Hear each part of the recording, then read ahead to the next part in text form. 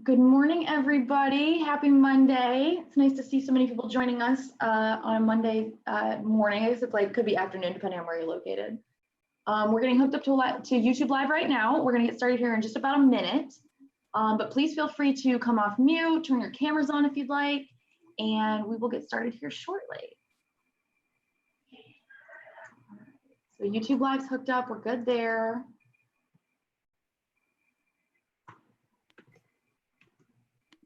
And is your bandana practical, Meg?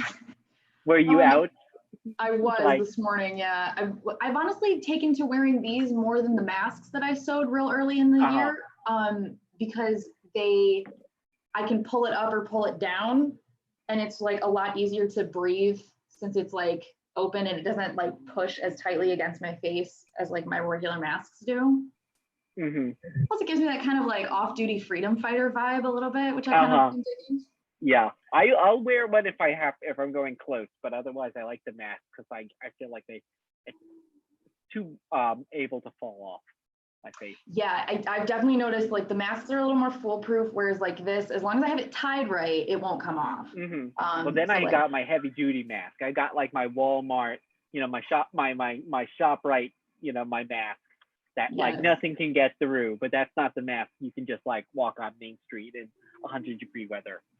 Yeah, it's just too hot here. Actually, we were wearing these almost all weekend because we kept going out to the park near our house for walks.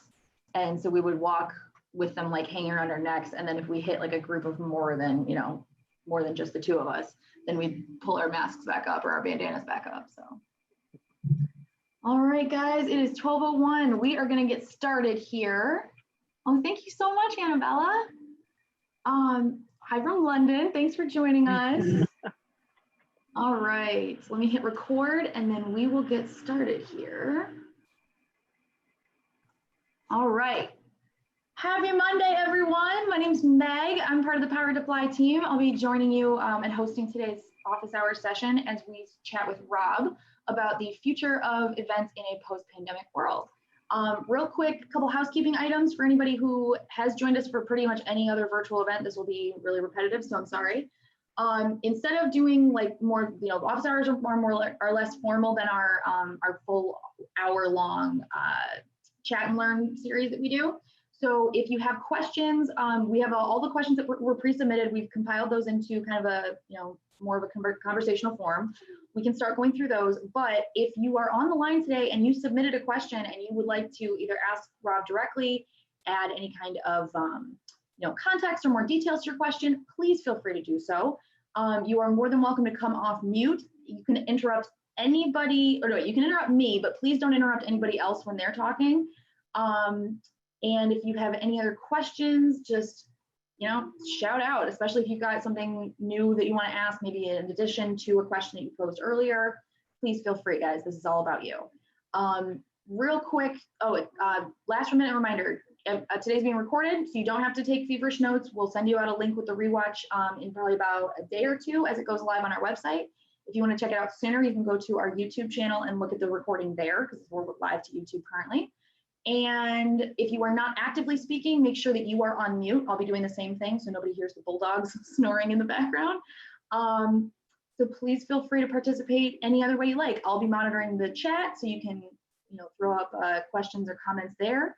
And Rob, as we get started with you, would you like to introduce yourself or would you like me to introduce you to the rest of the? No, I'm happy to introduce myself. Thanks, Meg. So my name is Rob Ribar. I am the events manager at PowerToFly.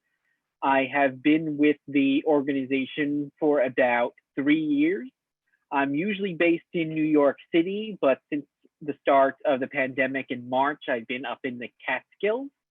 And when I joined PowerToFly 3 years ago, it will actually be 3 years ago this coming August, we had just started kind of producing events. But in that time, we've produced about 300 in-person and virtual events, mostly in the United States, but also in other parts of the world. So we have someone from London here. We've presented a few events in London, as well as India, Ireland, Canada, kind of all over. And don't forget Puerto Rico. I joined, yes, exactly. Yeah, we're and actually week by week, month by month, we're producing even more and more international events, actually even probably more since the start of the pandemic.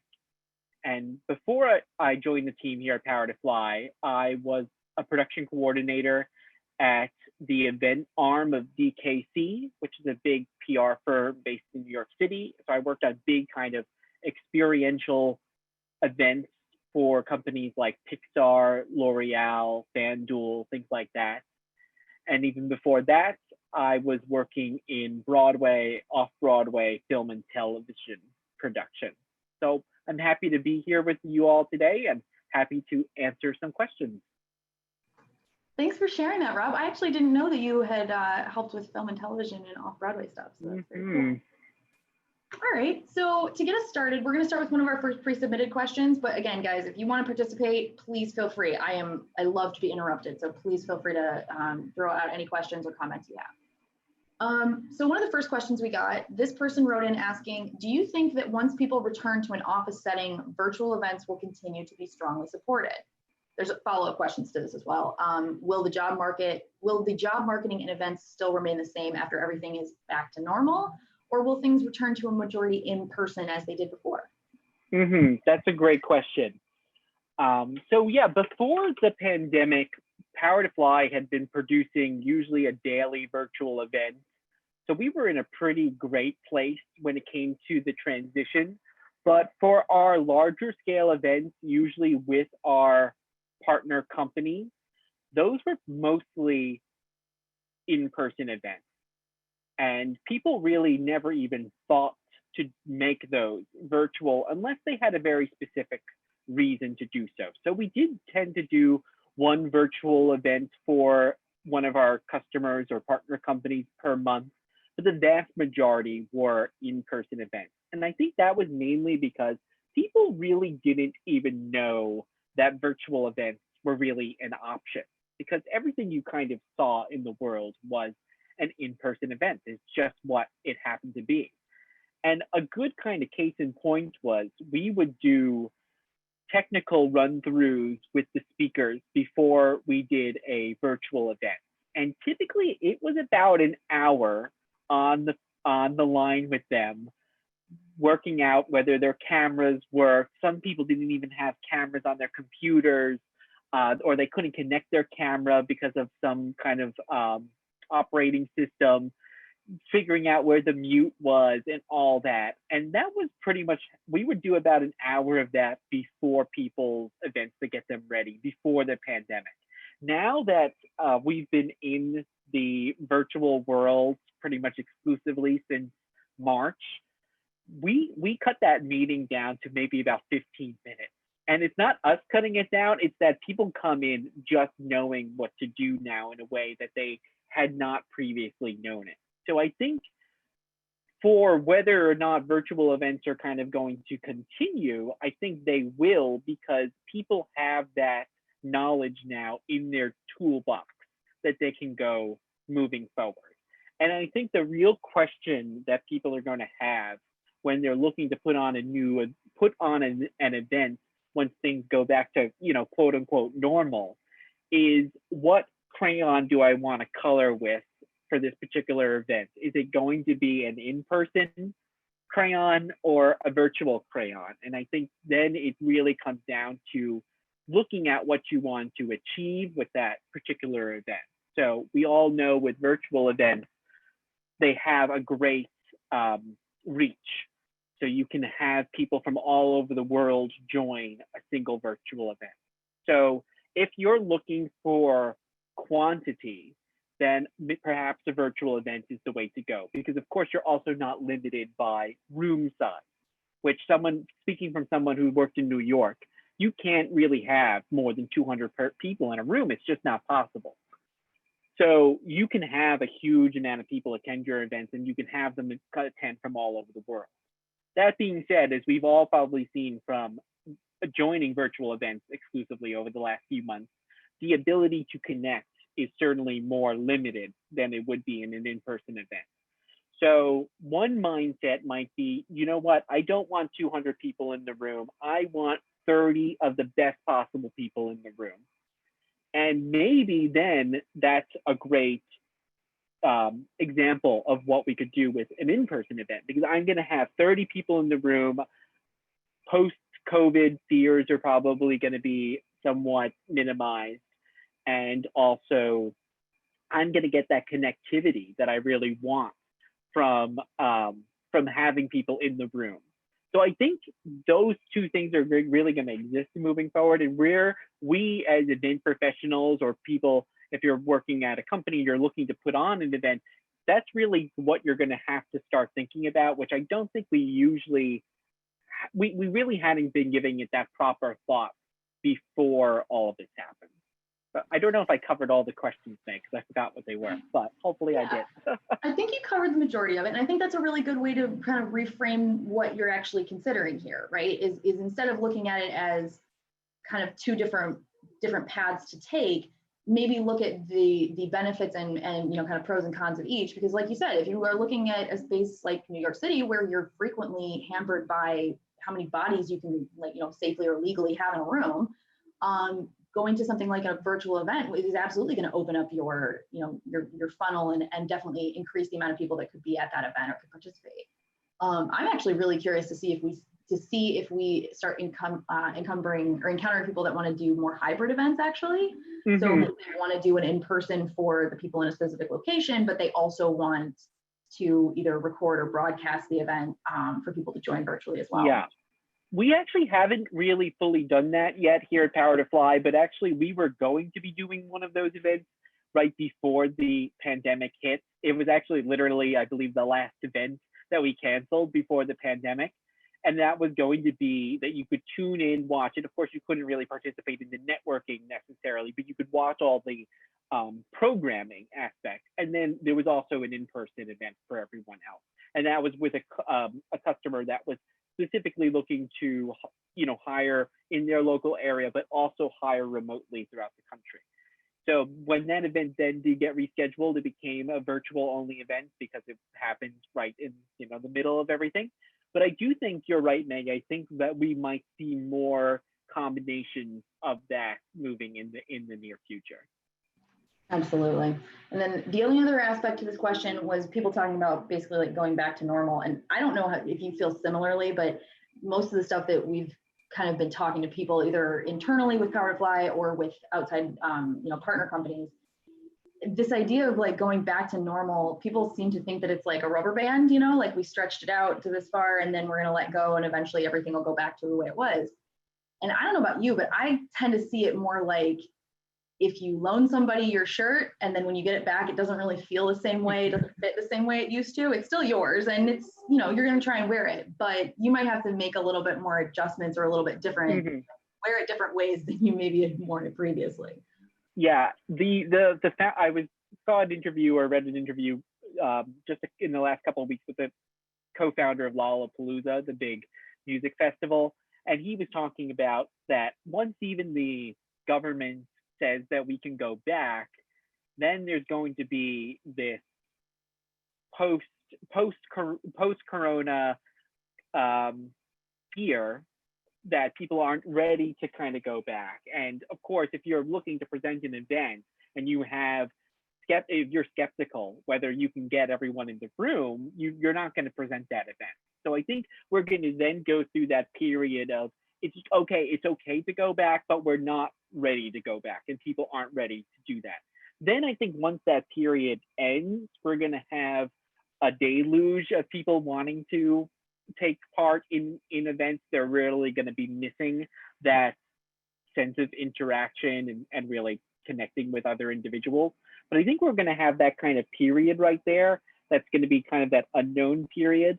And I think what we really also need to start thinking about in this time is, as you were saying, Meg, like now that the t-shirt's going to fit differently, how are we going to accommodate that new t-shirt? And like, is that going to be having, obviously there's some easy things like having hand sanitizer available. That's pretty simple. Having people in masks at events, that's pretty simple. But then there's obviously more complicated things to think about, like food and beverage. So typically if you're doing tasked food, meaning a server's coming around and bringing your food, or you're doing a buffet, they both have problems. Do you want someone to be holding the food near their face and handing it to you, or do you want it just out there for people to grab? And either case could bring some COVID fears. So I was thinking actually just this morning, maybe a solution or something we'll start to see is prepackaged food, where that you know have a sandwich and you grab the sandwich and it's in a thing, you know, it's in a wrapper already and you take it. Same thing with actually glasses. You know, people love to not use plastic, which is great, but glassware that needs to be washed or utensils that need to be washed can also maybe pose some kind of COVID problems, or at least in people's minds. So maybe we'll see paper cups or paper utensils, hopefully not plastic, but having something that's a little bit more disposable. And I think these are all the kind of various things that we're going to be thinking, because we're not going to be putting up like plexiglass shields, you know, and there's going to be times when people can't have their masks on. I mean, those things are just going to be inevitable. You can't eat with a mask on. So I think we're going to have to start thinking of what are these ways that we can take our events, at least for the near future, in-person events, I should say, and really mutate them into something that we recognize, but is also safe for everyone and makes people at least feel safe to attend. Yeah, no, I think that's a good point, is that you have to consider both like the practicalities, the logistics, how to keep people safe, but then, like you said, that kind of like social, psychological component of, are people going to feel confident going to this event? Are they going to be nervous and to the point that they're not really even listening to the presentation you're giving because they're more concerned about, like, you know, spacing between chairs or something like that? Yeah, and as Jason just said, you know, in the chat, like nothing goes back to exactly normal, and nor should it. Like when we think about, well, maybe there should have been hand sanitizer everywhere at events where you are literally shaking hundreds of people's hands. Why didn't we think of that before now? You know, or just people using, you know, washing their hands more at events. So all those things are like, you know, I don't think they should change. Those should become part of the new normal. And then there's other things that will become more of the temporary normal that I think will eventually evolve out and find a new way. Yeah, absolutely. All right, so back to some of the other questions that we had. And guys, you're more than welcome to come off mute and ask questions or add comments or context to pre-submitted questions if you'd like. A lot of people had written in asking about how to build relationships at virtual events. There are a bunch of kind of versions of this question. So let's start talking about that idea and how you can create relationships between people when they've only ever interacted virtually, especially at a, you know, for such like, you know, small windows of time like a virtual event usually is. Totally. Well, I think the big thing is that it's going to have, a lot of it's going to happen before and after the event. So to use our example, when we presented a live event, it started usually with about an hour worth of networking. Then there was an hour worth of the programming, so the tech talk, the panel discussion, and then it ended with about another hour of networking. So 2/3 of it was dedicated to in-person networking, where you could get to actually meet people. Now, we can't do that over virtual events for multiple reasons. We can definitely do networking, and we should, but you know, it's very different to ask people to sit at their computer for an hour and a half than it is to, you know, for 3 hours. So we try to really condense that to be like an hour and a half long experience. But that doesn't really mean, that means that people can really do some reach out before the event and after the event. I think especially after the event. And especially for our speakers, like we always suggest, you should reach out to people on LinkedIn. You should send them a note. These are people that want to hear from you, and it may take them a few days or weeks to get back to you even, but they generally will get back to you, and they really do want to hear from you. And also another thing that we often encourage people to do is when they're in the chat, put their LinkedIn URL into the chat. And I suggest that people click on those, bring them up on your screen. Don't necessarily look at them during the event, but have those ready. So then after the event, you can go in and follow, you know, and connect with those people on LinkedIn. So a lot of it, I think, in that way is going to be happening before and after. And at least with our events, which are generally these invite-only events, and we're trying to get people who are of a similar skilled professional level, everyone is going to be coming in with something in common already. You're going to be of a similar job profile, you're going to be of a similar years of experience. So everyone is going to come in with some kind of common ground that they can then connect with people for. So I definitely suggest that to everyone to reach out before and after events. We're also doing other things. So at the recent summit that we just presented, so for folks who don't know, PowerToFly just finished presenting this 4-day summit in June, which we had about over 200 speakers on, and 60,000 folks visited our page during those times. So it was a very big success for us. And each day we actually started with a power hour of networking, and we used a program called Icebreaker. And it was great because it's actually a woman-led startup too, which we love here at PowerToFly. But it randomly connects you with another person, and you're on video, and it's timed. So it's basically a little bit like speed dating. So after about 2 minutes, your conversation closes out, and you're automatically assigned to a new person. And you can write your own questions, or Icebreaker also has questions.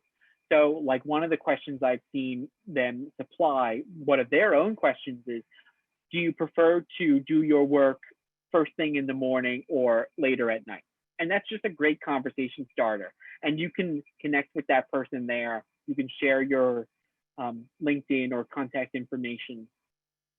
So that's just a great way to kind of kick off events. So we actually haven't used that at a lot of our client-based events yet, but we are starting to, and we're definitely looking to kind of explore more ways that you can, as organically as possible, connect with people and really connect with people and actually find out who else is attending this event along with you. Yeah, I think that's a really good way to call out. I mean, it's kind of pretty much the same thing that we say for most, most people that are considering either remote work or going into remote work, is that most of the things that you think of in terms of like an in-person event, it works exactly the same. You just need a little bit more planning on the front end, and then a little bit of follow-up on the back end that you wouldn't necessarily be forced to do if you were in the physical presence of these people for a specific event. So, yeah. And I think the important thing too is if you're an introvert, that you really have to do that little bit of extra effort, because when you're an introvert at one of our events, our in-person events, and you're surrounded by 100 people, someone's going to come up to you and start a conversation. That extrovert is going to come and find you and pull you out of your shell, whether you like it or not. Guilty. But I think when, no, and I could be the same way. But I think when you're in a virtual setting, and if you're an introvert, it can be very easy to just completely recede. And I think the way anyone that we've seen to be able to take the most advantage of our virtual events, especially when it comes to connecting with the featured company, you then do have to go a little bit of that extra step in regards to reaching out. Absolutely. All right, so we do have one question from Annabella. If you want to come off mute and ask your question, you're more than welcome.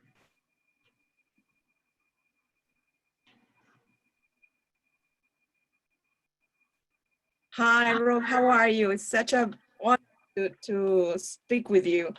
It's really an honor. Thank you very much for being here. Thank you.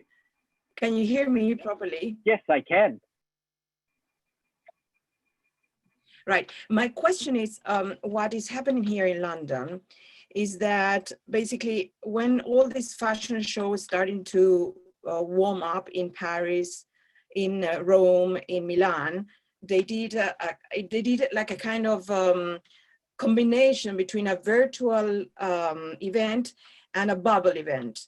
So they chose like a kind of countryside layouts with open fire, barbecues with great Argentinian meat and even wine from California. So the tables were separated with 2 meters distance.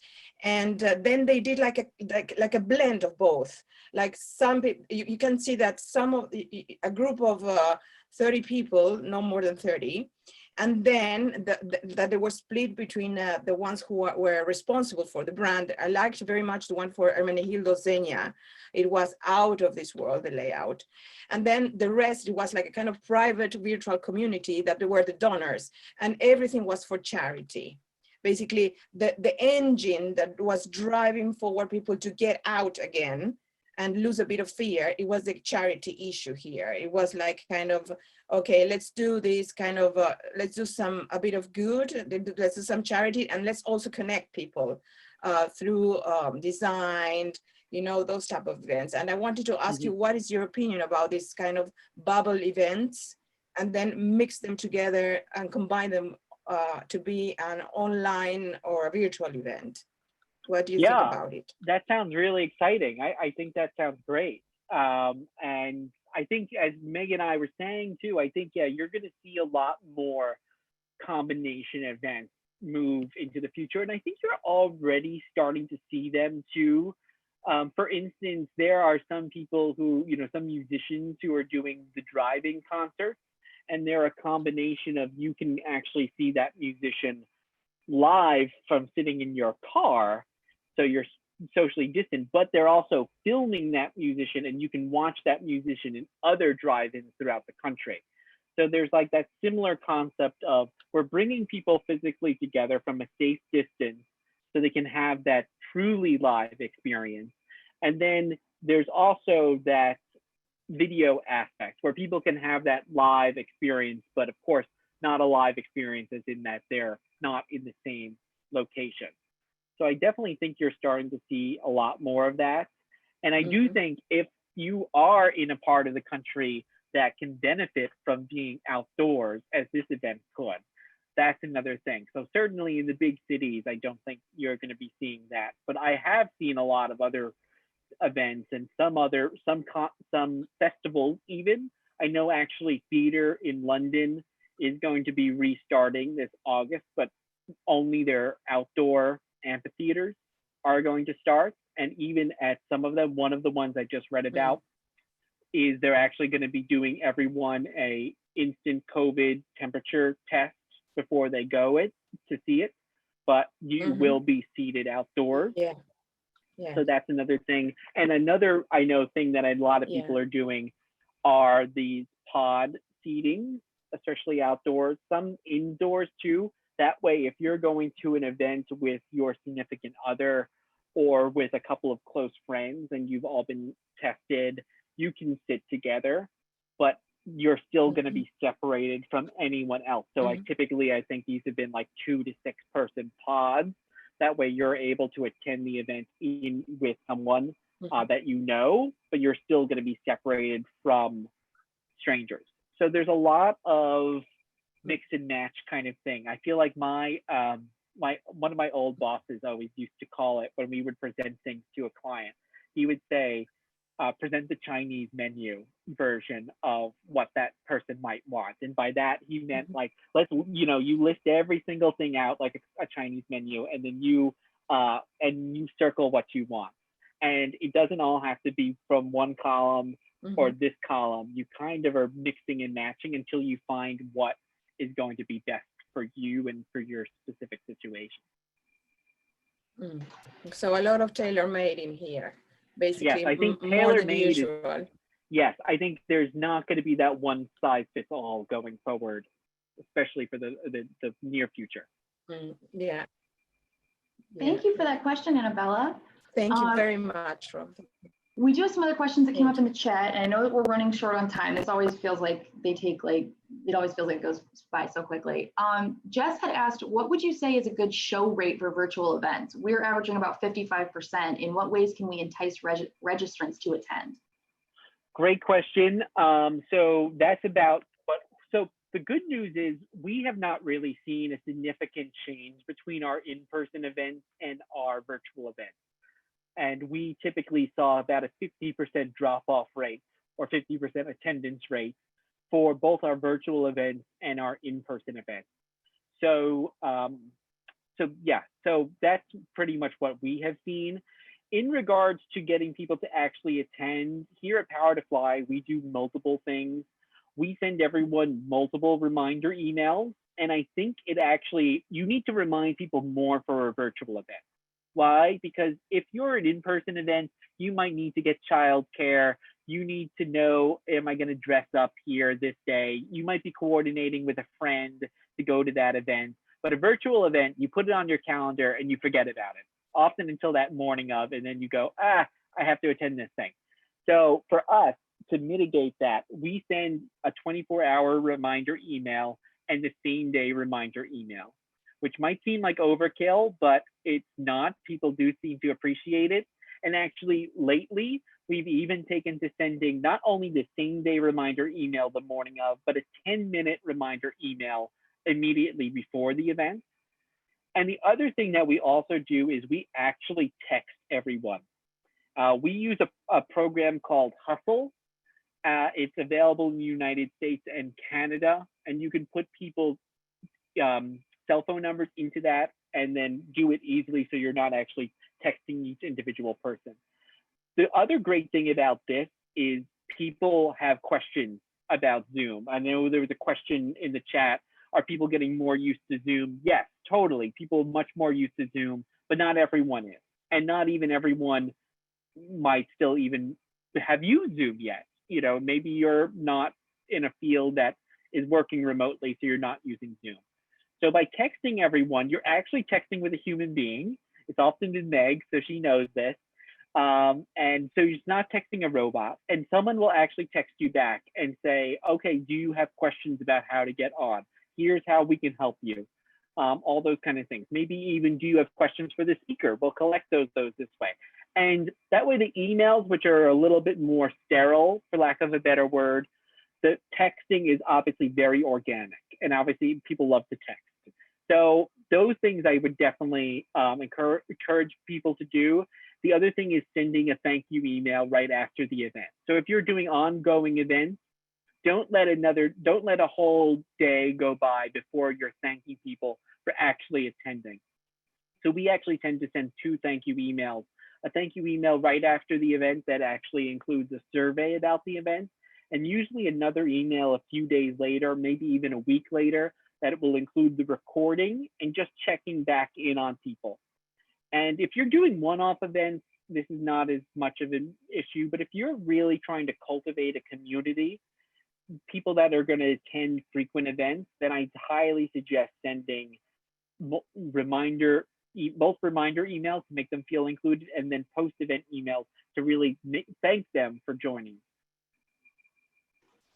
All right, I know we ran out of time to get to most of the questions today, so I do want to say thank you so much to everybody that did take the time to write in. Hopefully we can get another one of these scheduled, because obviously there's more than enough interest for people to attend these. Rob, thank you so much for spending your morning with us, and kind of giving everybody a peek behind the scenes of how we plan and how we're going to plan our events going forward. Is there anything that you'd like to leave everybody with? No, just yeah. Well, I'm happy to do another one to get more questions asked. Thank you so much for everyone who attended today, and thank you, Meg, for coordinating everything. Anytime. So for everybody that's asking, you will be everyone that registered for today's event, whether you spent 30 seconds on the call or the whole 30 minutes, everybody's going to get a email with a link to the rewatch once the recording is live on our website. You can also go to our YouTube channel right now and check out the recording there. And hopefully we'll be scheduling another one of these soon. So thanks everybody for attending today, and have a happy Monday. See you later. Bye.